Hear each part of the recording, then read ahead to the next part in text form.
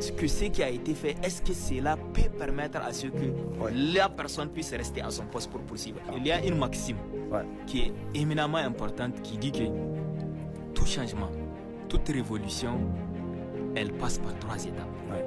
La première étape, c'est d'abord la raillerie. Et si vous prenez depuis la prise de pouvoir par le Conseil national pour la sauvegarde de la patrie, beaucoup ont ri du Niger. Beaucoup ont estimé bien sûr, il y a même des Nigériens qui avaient estimé que notre pays ne peut pas tenir 2 semaines. Et pourtant, on est là. Les archives sont là. Mais pourtant, on est là. Donc, on a été vraiment raillés par souvent des Nigériens, par souvent des voisins, c'est-à-dire au niveau de nos pays, et souvent par des Occidentaux. Ils ont estimé que non, et là, ils ne peuvent pas faire de la révolution. Mais quelle est la matière grise qu'ils peuvent utiliser pour faire de la révolution ou pour faire de la révolution? Et par la suite, la maxime dit que toujours la deuxième étape, c'est les critiques. C'est la phase dans laquelle nous sommes actuellement.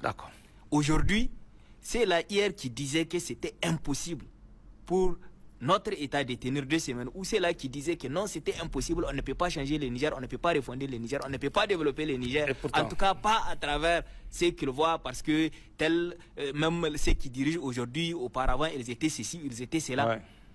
À chaque action posée par l'État, vous allez voir un déferlement des critiques venir.